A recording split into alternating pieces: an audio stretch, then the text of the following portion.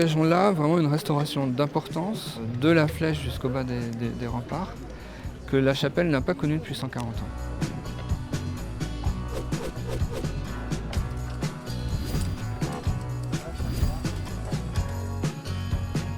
C'est un chantier de 2 ans qui va mobiliser un grand nombre de compagnons sur des métiers d'art en particulier et tous les grands métiers de la construction traditionnelle.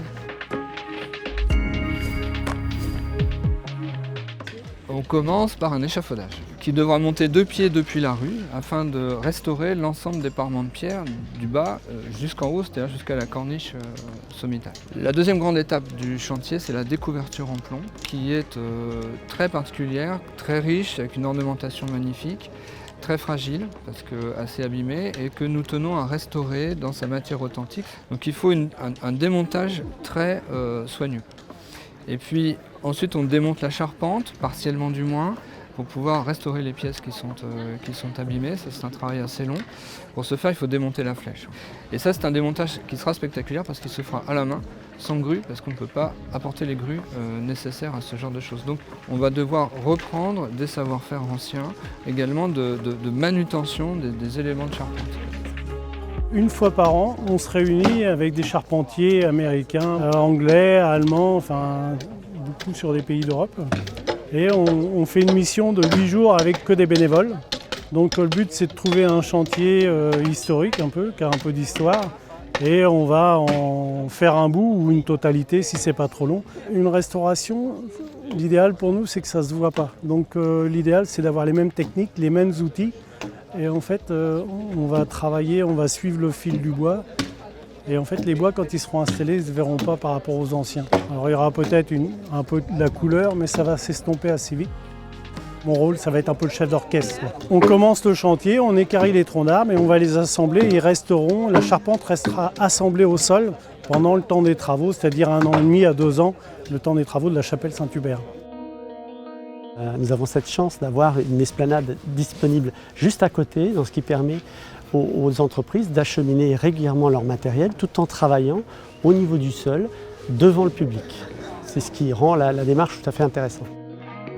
En marge du chantier sont créés des ateliers qui permettent à des jeunes futurs professionnels qui pourraient être intéressés par ces métiers d'art de voir travailler des professionnels de très haut niveau, de les interroger sur le métier. Je vais utiliser une hache et je vais finir que ce soit propre en fait. Ce sont des métiers d'avenir, je le crois. La France possède un patrimoine exceptionnel qui demande des soins quotidiens et importants et des restaurations importantes. Et on peut dire quand même que dans la région Centre-Val de Loire, les perspectives pour ces métiers d'art sont tout à fait considérables et je dirais presque éternelles parce qu'il y a tellement de très beaux monuments historiques, de cathédrales, d'églises, de châteaux, de palais qu'il faut entretenir, restaurer. On aura toujours besoin, et pas simplement dans les 2 ou 3 années qui viennent, mais pour les dizaines ou les centaines d'années qui viennent, de spécialistes. Et donc nous ouvrons ces classes pédagogiques en liaison avec le ministère de l'Éducation nationale et avec les chambres professionnelles. C'est une parfaite introduction à la visite. Il faut comprendre que pendant la durée, pendant la vie de cour au XVIe siècle, le château était occupé par ces loges d'artisans. On était en chantier permanent, donc on se retrouve dans les conditions réelles de la vie de cour. Charles VIII, lors de son mariage avec Anne de Bretagne, décide de s'installer à Amboise, qui à l'époque était une forteresse qui avait connu quand même de très beaux travaux d'embellissement par son père, Louis XI. Il fait construire cette très belle chapelle privée, où des messes privées étaient dites. C'est une chapelle particulière qui a des cheminées, qui est chauffée, etc. Charles VIII fait modifier l'enceinte défensive pour pouvoir supporter le chœur, le chevet de sa chapelle, et il la projette vers la ville, si vous voulez. C'est une déclaration de foi, ou au moins une déclaration de puissance du couple royal. C'est un des très beaux témoignages du début de la Renaissance, la fin du XVe siècle.